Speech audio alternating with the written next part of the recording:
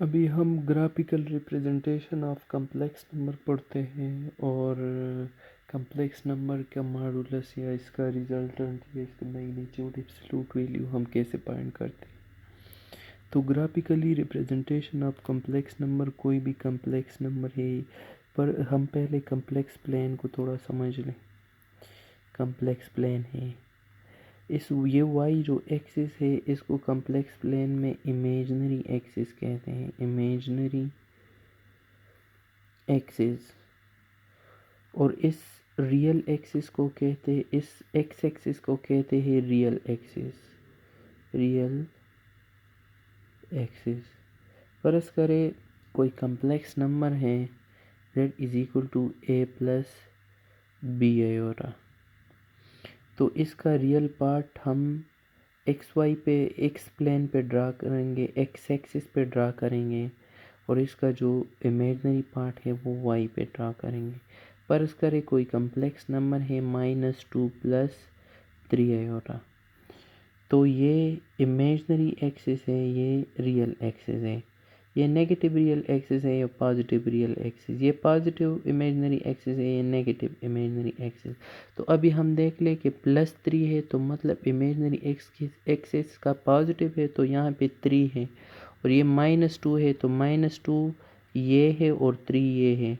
तो यहाँ पे पॉइंट आता है -2 एंड 3 पॉइंट, इस तरह से। तो हम इसको इस तरह से एक्स वाई प्लेन पे ड्रा कर सकते हैं।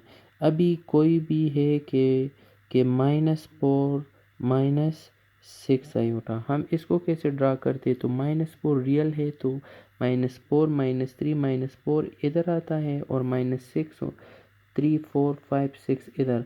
तो यहाँ पे -4 -6 हमने इसको इस तरह से ड्रा कर लिया। अभी 2 + 3 आयोटा है, हम इसको ड्रा कैसे करेंगे 2 + 3 आयोटा को। तो 2 यहाँ पर है और 3 यहाँ पर है। तो यहाँ पर इसको इस तरह से कि ये है 2 3। अभी यहाँ पर हम क्या करते हैं कि z को 2 और 3 2 - 3 आयोटा को अभी ड्रा करते हैं। तो 2 यहाँ पर है और -3 यहाँ पर है, तो 2 - 3 ये हो गया कम्प्लेक्स नंबर का ग्राफिकल। इसको हम कहते हैं अर्गन डायग्राम।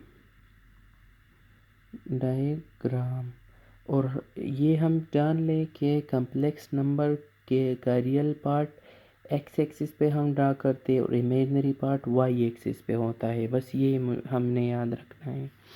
अब कोई भी कम्प्लेक्स नंबर है तो मतलब a प्लस बी आयोटा, इन दोनों के दरमियान एंगल हम कैसे फाइंड करते हैं कि इन दोनों के दरमियान एंगल क्या होगा। तो tan इनवर्स हम उसका लेंगे एंगल, tan इनवर्स उसका लेंगे और इमेजनरी पार्ट हो डिवाइडेड बाई रियल पार्ट हो। अभी एग्जाम्पल से हम वाज़ेह करते हैं। अब कोई कम्प्लेक्स नंबर है z is equal to 2 iota.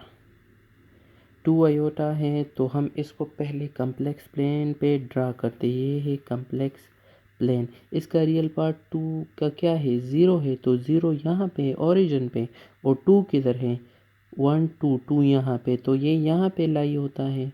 मतलब 0 और 2 ये है, 0 यहाँ पे है, 2 वाई आयोटा के साथ इमेजनरी एक्सिस 0 2 ये है, और इन दोनों के दरमियान एंगल क्या है 90 डिग्री। 90 डिग्री है ना, क्योंकि परपेंडिकुलर है। अभी हम इन दोनों के दरमियान अगर मैथमेटिकली एंगल फाइंड करते हैं तो 0 + 2 आयोटा। मैंने यहाँ पे बताया कि tan inverse imaginary part divided by real part.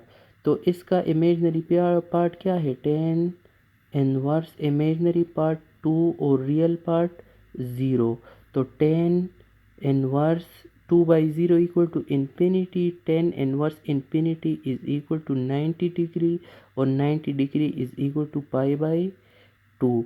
तो इस तरह से इन दोनों के दरमियान एंगल आ गया कि कोई कम्प्लेक्स नंबर के दरमियान हम एंगल कैसे फाइंड करते हैं। Now what is the absolute or modulus value of complex number। Now absolute or modulus value of a complex number,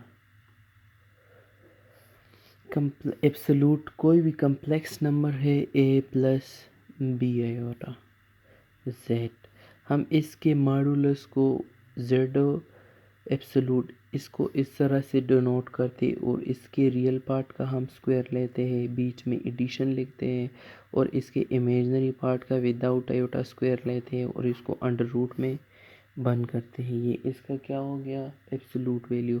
परस कर ले कोई कम्प्लेक्स नंबर है 2 माइनस 3 आयोटा, हम इसका एब्सोलूट इस तरह से लेंगे कि z को एब्सोलूट में बंद करेंगे, इस 2 का स्क्वायर लेंगे, बीच में प्लस और इमेजिनरी पार्ट के -3 का स्क्वायर लेंगे, दोनों को स्क्वायर रूट में बंद करेंगे तो 4 + 9 is equal to 13 under root. तो इसका एब्सोलूट क्या गया, 13 अंडर रूट। अभी कोई कम्प्लेक्स नंबर है 5 आयोटा, इसका एब्सोलूट कैसे लेंगे, तो इसका रियल पार्ट क्या है 0, तो 0 square plus 5 square under the root, तो 5 square 25 under the root equal to 5, तो ये इसका एब्सोलूट हो गया।